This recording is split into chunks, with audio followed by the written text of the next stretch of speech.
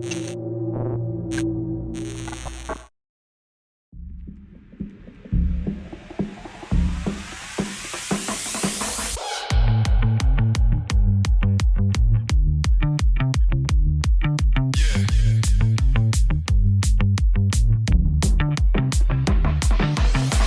been invited to follow up with some of the most renowned entrepreneurs and spiritual leaders. There is nothing more rewarding when it comes to success and self-development.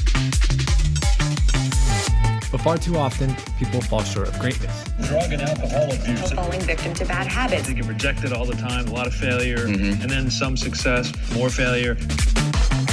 This is not only about discovering the beliefs we have in ourselves, but unlocking the potential that we all carry within us. This is The Awakening.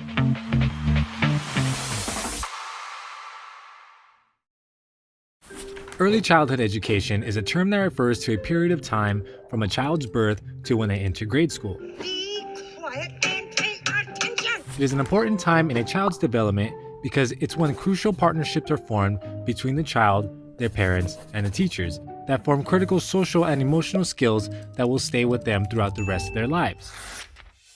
In recent years, the value of teaching has declined considerably. It's a common misconception that early childhood education is only for learning basic skills. However, it should be so much more than that.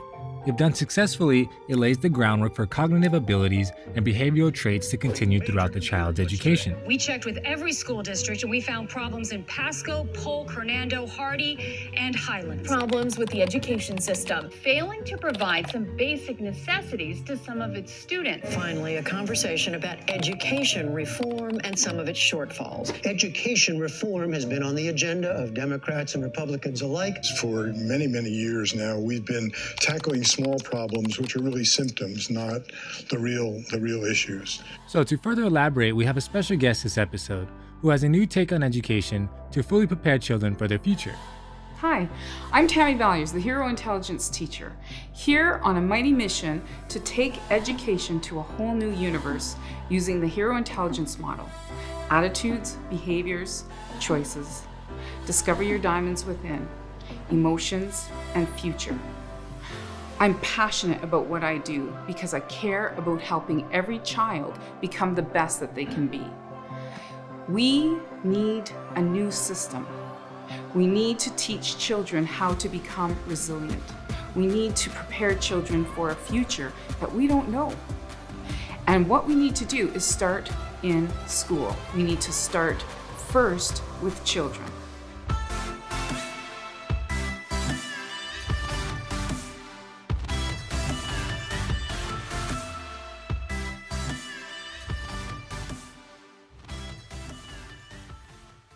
I call myself the Hero Intelligence Teacher because I support the whole child. IQ, EQ, SQ, and GQ. Mind intelligence, social intelligence, emotional intelligence, and genius intelligence. And what the HQ is it's about supporting the higher intelligence. When you expect the best from children, the best shows up. And my personal struggle, pain to purpose, is why I'm so passionate today about education and about helping every single child become the best that they can be, find their genius, find their superpower, and learn what their gifts and soul's purpose and calling is in this world. I struggled through the school system. It was a challenge. I didn't feel good about myself. I suffered from self-esteem and self-worth. And as I went through, I didn't feel good. I didn't know what my future held. I didn't know how to contain the information. It was just floating around in my head until I learned how to learn. I'm a visual spatial learner, and I need to see the big picture before I can make sense of all those tiny details. So here's what I know for sure. Everybody has a winning formula, but if you don't find your lane and you don't find your genius and you don't find what lights you up, you're gonna struggle through the entire system. So when I go enter into the classroom and I work with those little children, I want to help them find their purpose, their passion, their gifts, their genius, their superpowers, so they don't have to endure the life, the style, the struggle that I had to go through the school system. I believe that our school system needs to be turned upside down. I truly believe that this pandemic is our wake-up call to reimagine education. I believe that we are going to come out of this better on the other side, but it starts here and now. It starts by changing the curriculum, changing the content, and changing the conversation. We need to start shifting the focus. We need to help children understand that their purpose, everybody has a purpose, and we need to help them understand their big why. Every child born in the world is being brought into the world from a universe that's more mature, that's more evolutionarily advanced than when you were born into the world. So we absolutely have to pay attention to what are these brilliant beings here to represent.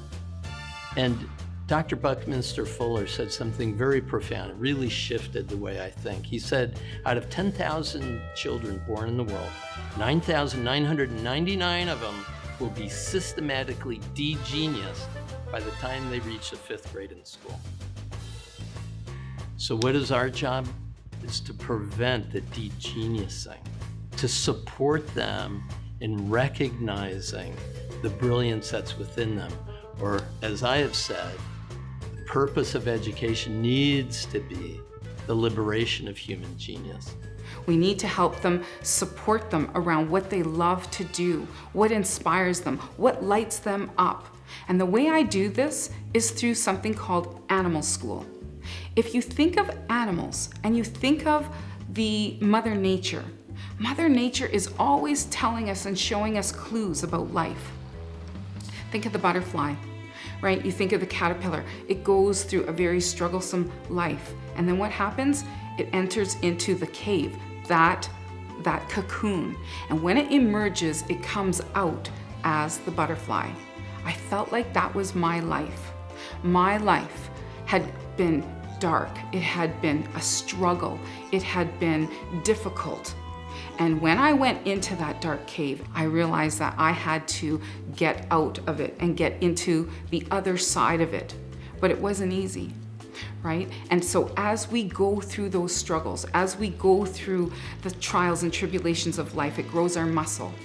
And it helps us realize the strength and the power that we are and our potential and who we can become. But it's not going to be easy. We have to enter that cave. We have to go and face our fears. We have to let go of the people, the places, and the things that no longer serve our highest good. And so when I was going through this, I started to realize this is really important stuff. And we need to start teaching children this at the first level.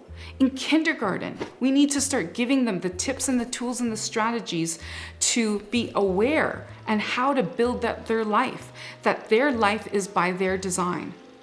And so I love starting with the letter A. Not a coincidence, it's the first letter of the alphabet. But A represents you are the author of your life by your design. And when I teach all my little kindergarten students, I teach them that they have the power within them to become the victim, the villain, or the hero. Their life by their design, the life of their dreams, is in their hands. And it comes with attitude. Your attitude determines your altitude in life. So everything, I tell them, your attitude is the most important thing that you're going to lead with, because when you have a beautiful and positive attitude, right? When you can see that everything is happening for you, not to you, and you can expose children to these tools and these tips at a young age, they can start to navigate through the trials and tribulations. They can start to prepare and start to make better choices in the here and now. They can start to look and become a mini detective and start to wonder, why is this happening for me, not to me? And so I love using stories because children remember stories. Children they forget facts. So we remember 90 to 95% information if it's told to us in a story, and we only remember 5 to 10% of facts. And the other really important thing that we need to shift in education is we have to help children start to teach, because when we're passive listeners and we're just listening, we are not processing that information, and we only retain about 5 to 10% as well. So when you give children the opportunity to teach what they've learned, they step into 90 to 95% retention. So what I do is they have stuffies and stories, and they have to get in front of the class and they have to teach each other, or they have to become a master teacher and teach everyone. And the way I show up is I show up in my presence. I'm here to listen and learn from them. I call them my master teachers. That we are all master teachers and we are all master students, that I am always learning from them as well as they are learning from me. So I teach children how to grow their miraculous minds, bodies, and hearts so that they can go out into the world and make a transformational difference. And I do that using tips and tools for life. So for example, I'll give you a little example. I have here a pen. That, I would say to them, is a tool. They are the author of their life, and they can become whoever they wish to be.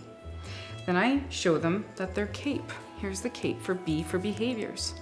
And I teach them that they can have the power to become the best that they can be. And why I love using something like this, a tool like a cape, is it's like their alter ego. It allows them to step into something bigger than who they are.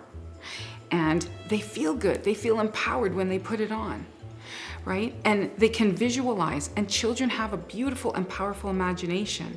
When they put this cape on, they can become and transport themselves anywhere and to become anyone they want.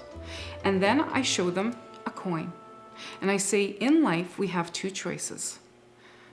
We could look at the problem, or we could turn it around and we could focus on the solution. And that anything in our life is either happening for us or to us. Again, it's a choice. So when you provide children with the tips and tools to manage and navigate their best life, they can navigate a much easier and gentler place and position. They know how to handle their emotions. They know how to receive information. And they know how to calm themselves down. So two of the biggest problems in education is bullying and mental health. And so what I say is that children who love themselves don't hurt themselves or others. So if you give children from a very young age tips and tools to strategize, to manage their life, to manage their emotions, to support their thoughts, to reach for better feelings, reach for better thoughts, and even reach for better choices of food, right? Reach for better friends, right? I say to them, you know, you want friends that support you, not hurt you. So, and how do you figure out which friends to play with, which friends to choose? How do they feel? How do you feel when you're around them? And is there an even exchange of energy, right? And is it fun? Is it playful? Do you enjoy it? So again, if you teach children these basic, simple skills, what does it do? It prepares them for future relationships, the jobs that they're going to be working in. So again, we are very responsible for helping children become the best that they can be, and it happens at a young age, developing really incredible positive habits, attitudes, behaviors, choices, managing their emotions, helping them to navigate the best future. And so one of the ways I like to do that is through mentorships, right? Helping children learn from other children. Who are they inspired to? Who can they look to? You know, as adults, we all need somebody to help us. You know, we look to mentors, we have heroes, we have leaders in our lives that we're inspired. But who do children have? So one of the things I had is I was finding that there was all these adults influences out there, but there wasn't a lot of children's stories for children to learn and be inspired from. So I co-authored a book with Susan Howson and Jenny Fitzpatrick, and we created a book called Awaken Your Inner Hero, featuring 50 kid heroes across Canada. And we found children who were just awakening into their journey and children who were well on their journey to inspiring others. We had children in here that had won a Nobel Peace Prize, kids that were working with the royal family. We had children who were working with the United Nations and the global goals. And then we had children who were just struggling with health issues, or who had a dream in their heart to become an Olympic champion, or a child who struggled with their father's alcoholism and drug addictions. So we had children from 5 to 18 all addressing different issues. But the one thing that they all had in common, the one thing that bridged all of their stories together, was their attitude and how they moved through life and how they were resilient, that no matter what they went through, these children landed back on their feet. These children kept moving forward. But the other common thing, as we moved through this book and started to really develop it and get deeper into it, is we realized that there was amazing support for these kids. There was incredible teachers, coaches, mentors, or leaders in their life that gave them tips and tools. And as we started to discover that these stories, and we started to weave them all together, I realized this needs to be in every classroom, and it needs to be in every household. We need to show up for kids as teachers, as parents, as educators. Children need us. And how do they need us? They need us showing up as the leaders. They need us calm when we are dealing with upset in our life. They need us to be making healthy choices. They need us thinking positively. They need us supporting living our life, our truth, our dreams. They need us to show up in alignment and authentically in the jobs that we love and in healthy, happy relationships. We are children's first teachers, and we are the example to them on how we want them to live their life. So if you want to do the best work for children, first show up as yourself, as your best self. First show up as your authentic self. Show up loving, kind. Show up as a champion. And start to self-care, right? Loving self, others, community, world. Yes, we want to create a world that gives back and creates impact, and we want to tap into and be turned on to our purpose, our passion, our calling, right? That's important. But first, before we can tap into all of that stuff, we need to know authentically who we are. And when we show up for children that way, they will start to know how to show up in their lives that way.